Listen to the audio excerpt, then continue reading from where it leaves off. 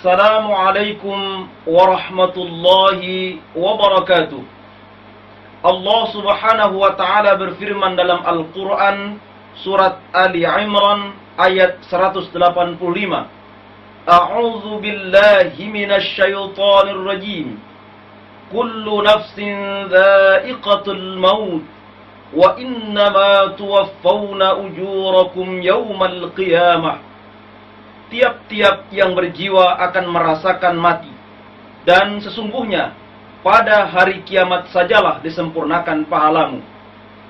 Dalam hadis yang diriwayatkan oleh At-Tirmidzi yang disahihkan oleh Ibnu Hibban, Rasulullah sallallahu alaihi wasallam bersabda, "Aktsiru dzikra hadhimil ladzatil mauti." Rawahu At-Tirmidzi wa shahhahahu Ibnu Hibban. Banyak-banyaklah kamu mengingat hal yang memutuskan kesenangan, yakni mati. Kewajiban umat Islam terhadap jenazah muslim adalah: pertama, memejamkan mata, mengatupkan mulut, menyedekapkan tangan, dan meluruskan kakinya. Kedua, menutupnya dengan kain. Ketiga, memandikannya. Keempat, mengafaninya. Kelima, menyolatkannya.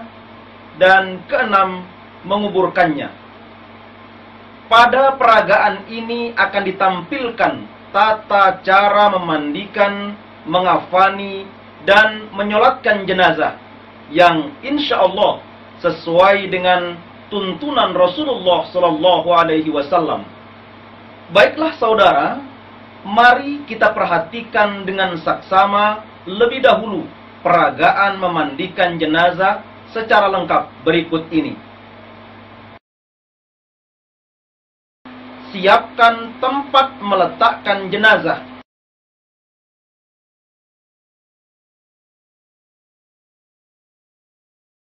Air biasa secukupnya.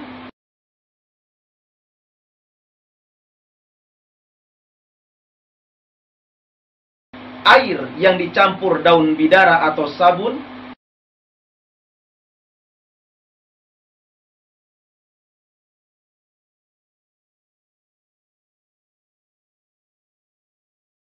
Dan air yang dicampur dengan kapur barus.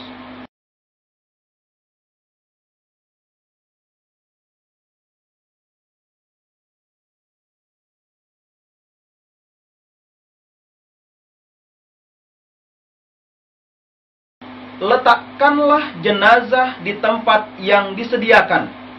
Sebaiknya di tempat tertutup.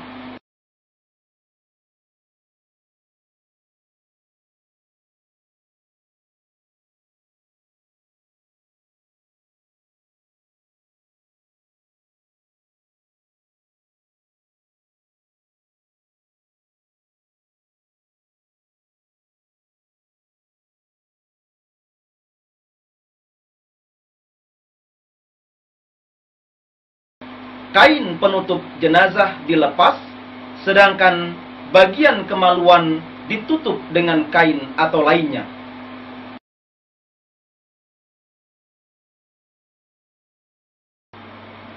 Saudara, memandikan jenazah dimulai dengan mengeluarkan dan membersihkan kotoran jenazah lebih dahulu.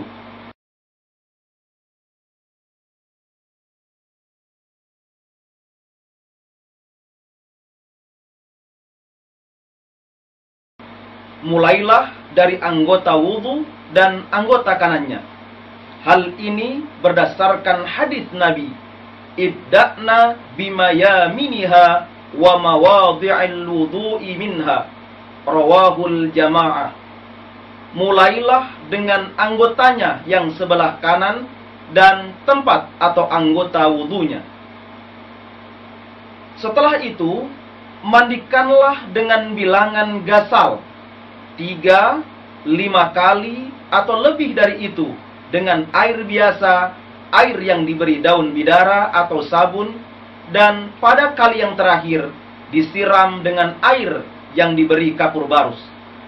Hal ini berdasarkan hadis Nabi sallallahu alaihi wasallam, "Irsilna thalathan aw khamsan aw aktsara min dzalika in ra'aitunna dzalika bima'in wa sidrin waj'alna fil akhirati kafuran aw syai'an min kafurin." Rawahul Bukhari. Mandikanlah dia 3 kali atau 5 kali atau lebih dari itu menurut pendapat kalian dengan air dan daun bidara. Serta pada kali yang terakhir campurkanlah air dengan kapur barus atau sesuatu yang sama dengan kapur barus. Jika perempuan, jalinlah rambut menjadi 3 pintal, lalu keringkanlah dengan handuk. Rasulullah Shallallahu Alaihi Wasallam bersabda, "Irsilnaha witran, au thalathan, au khamsan, au sab'an, au aktsara min dzalika. In ra'aitunna dzalika, fadhafarna sya'raha thalathata qurunin." Rawahul Bukhari wa Muslim wa Abu Dawud. Mandikanlah dalam jumlah gasal 3 atau 5 atau 7 kali atau lebih dari itu menurut pendapatmu. Lalu kami menjalin rambutnya 3 jalinan.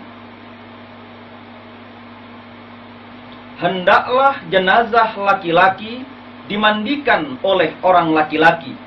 Jenazah perempuan dimandikan oleh orang perempuan, kecuali mahramnya. Dibenarkan suami memandikan jenazah istrinya atau sebaliknya, sebagaimana dijelaskan dalam hadis yang diriwayatkan oleh An-Nasa'i dan Ibnu Hibban dan mensahihkannya. "Ma dharraki law mutti qabli la ghasaltuki wa sallaitu alayki wa dafantuki." Rawahun Nasa'i wa Ibnu Hibban. Apa halangannya seumpama kamu meninggal sebelumku? Akulah yang memandikanmu, menyolatkanmu, dan menguburmu. Di samping itu adalah hadis, "Law istaqbaltu minal amri mastadbartu ma ghasala Rasulullah sallallahu alaihi wasallam ghairu nisa'ihi." Rawahu Ahmad wa Abu Dawud wa Ibnu Majah. Seumpama aku dapat mengulangi perkara yang telah lampau, pastilah yang memandikan Rasulullah Shallallahu Alaihi Wasallam itu hanya istri-istrinya. Jika pada tubuh jenazah terdapat cacat, tutuplah. Hal ini sesuai dengan hadis, "Man ghassala mayyitan fakatama alaihi ghafarallahu lahu 40 marratan." Rawahul Hakim wa qala wa sahhahahu ala syarti Muslim. Barang siapa memandikan jenazah lalu merahasiakan cacat tubuhnya, Allah memberikan ampun baginya 40 kali. Berikut ini kami sampaikan tata cara memandikan jenazah selengkapnya. Pertama, siapkan tempat meletakkan jenazah.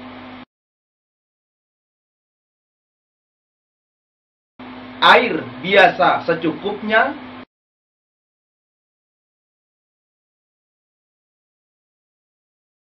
Air yang dicampur daun bidara atau sabun.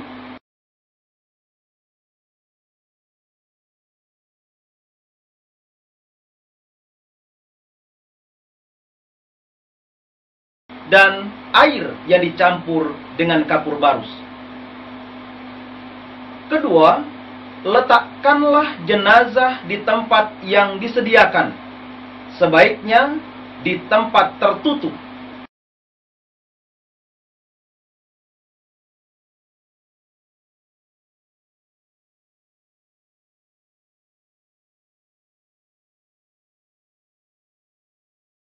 Kain penutup jenazah dilepas, sedangkan bagian kemaluan ditutup dengan kain atau lainnya. Ketiga, keluarkan kotoran dengan sedikit mengangkat badan jenazah dan bersihkanlah.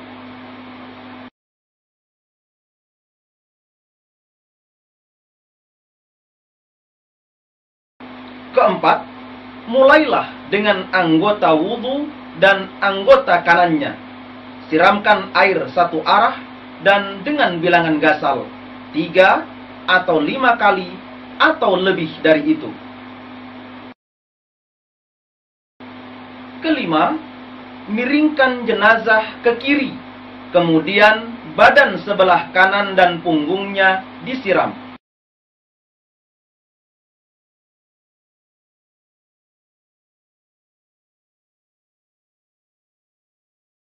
Setelah itu, bagian badan sebelah kiri disiram, kemudian ditelentangkan kembali.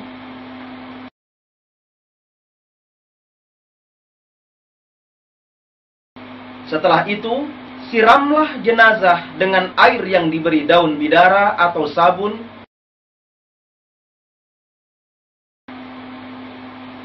Keenam, siramlah jenazah dengan air yang dicampur dengan kapur barus.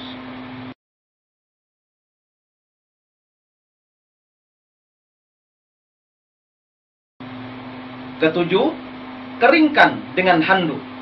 Jenazah perempuan rambutnya dikepang atau dijalin. Udrija Rasulullah sallallahu alaihi wasallam fi hullatin yamaniyatin thumma nuzi'at anhu. Rawahu Muslim. Bahwa Rasulullah sallallahu alaihi wasallam diselubungi dengan kain Yaman untuk mengeringkan, lalu dilepaskan.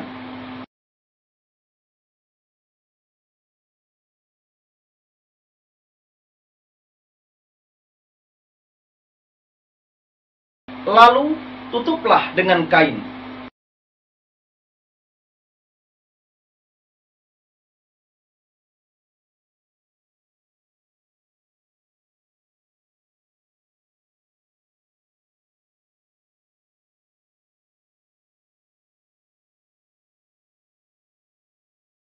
Selanjutnya, jenazah diangkat dan diletakkan di tempat yang disediakan untuk dikafani.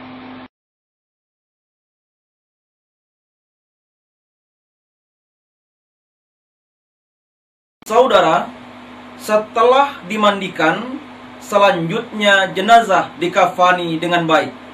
Sebagaimana dijelaskan dalam hadis Nabi, "Idza kaffana ahadukum akhahu falyuhsin kafanahu."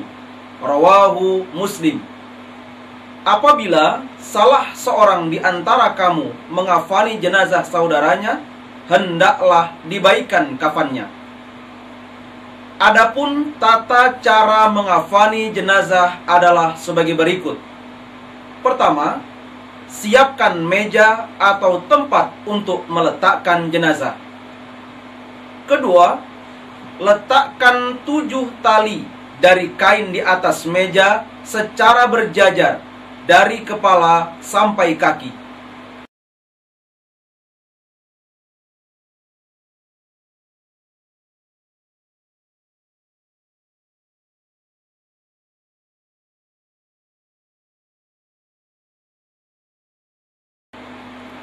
Ketiga, letakkan kain kafan 3 lapis untuk laki-laki secara berurutan.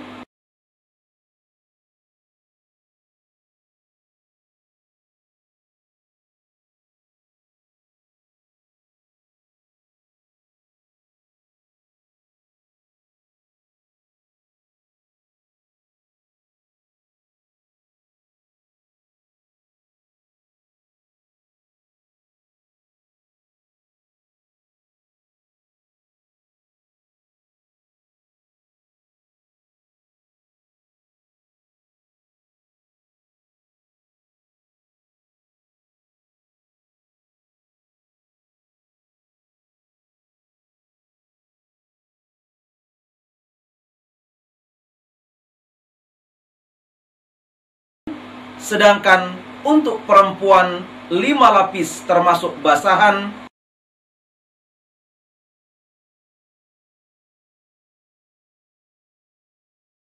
baju kurung,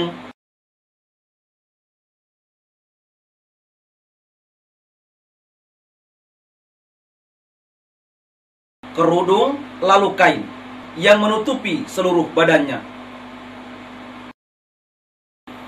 Keempat, letakkan jenazah di atas kain kafan.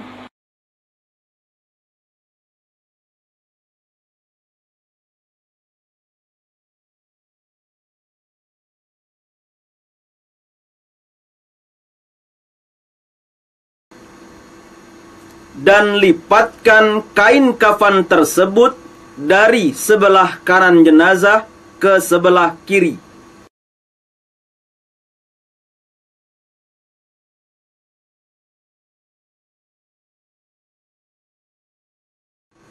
Kemudian dari sebelah kiri jenazah ke sebelah kanan.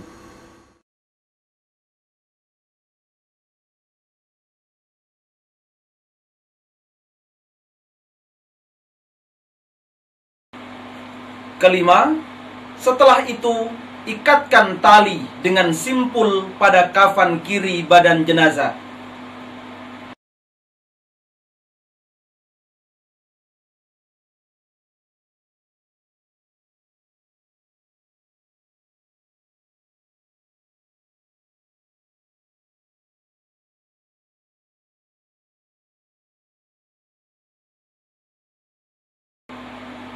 Saudara, untuk mengafani jenazah, gunakan kain putih yang menutup seluruh tubuh jenazah.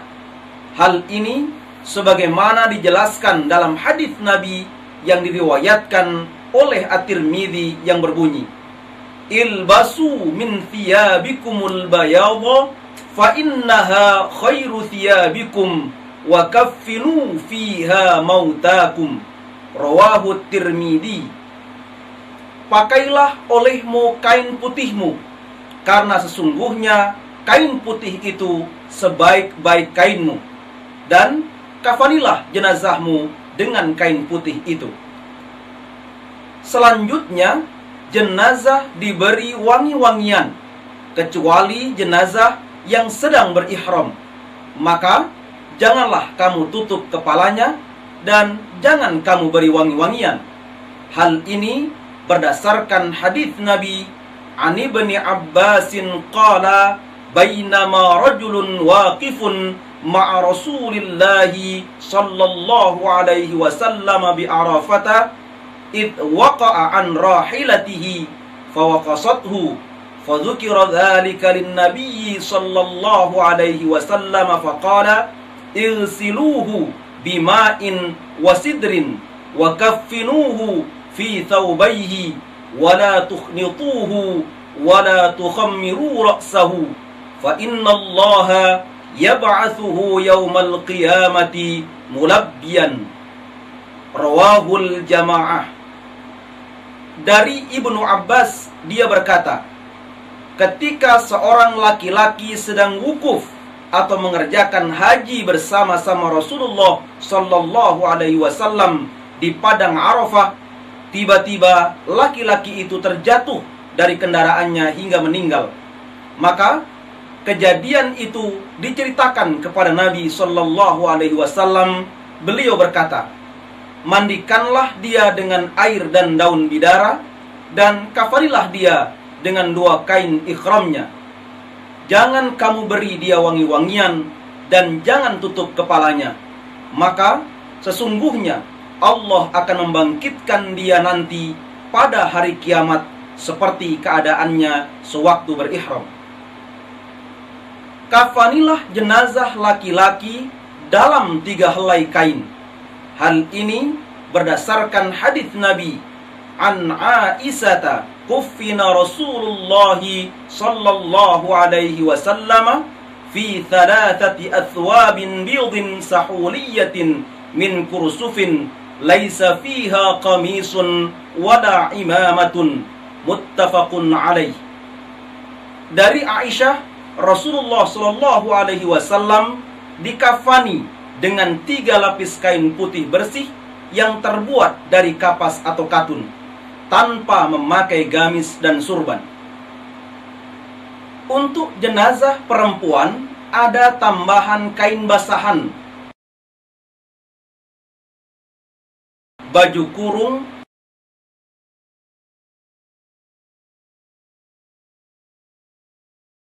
kerudung, lalu kain yang menutupi seluruh badannya. Hal ini berdasarkan hadis Nabi.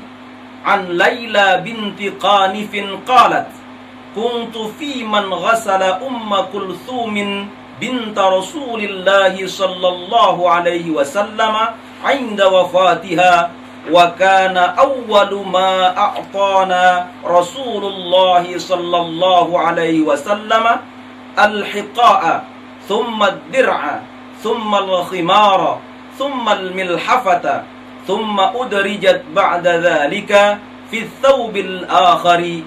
Qalat wa Rasulullah sallallahu alaihi wasallam 'inda al-babi wa ma'ahu kafanuha yunawiluna thawban. Rawahu Ahmad wa Abu Dawud. Dari Laila binti Qanif, ia berkata, saya salah seorang yang turut memandikan Ummi Kulsum binti Rasulillah sallallahu alaihi wasallam ketika ia wafat. Yang pertama-tama diberikan oleh Rasulullah sallallahu alaihi wasallam kepada kami ialah kain basahan, kemudian baju, tutup kepala atau kerudung, dan sesudah itu ditempatkan pada kain yang lain yang menutupi seluruh badannya. Kata Laila, sedangkan Nabi berdiri di tengah pintu membawa kafannya dan memberikannya kepada kami sehelai demi sehelai. Janganlah berlebih-lebihan dalam hal kafan. Hal ini berdasarkan hadis Nabi. An Ali bin Abi Talib qala Rasulullah sallallahu alaihi wasallam, la tughadu fil kafani fa innahu yaslubu sari'an. Rawahu Abu Dawud. Dari Ali bin Abi Talib, Rasulullah sallallahu alaihi wasallam bersabda, janganlah kamu berlebih-lebihan atau memilih kain yang mahal-mahal untuk kafan, karena sesungguhnya kafan itu akan hancur dengan segera. Saudara, demikianlah tata cara mengafani jenazah. Nah, mari kita ittiba pada Rasulullah sallallahu alaihi wasallam. Assalamualaikum warahmatullahi wabarakatuh.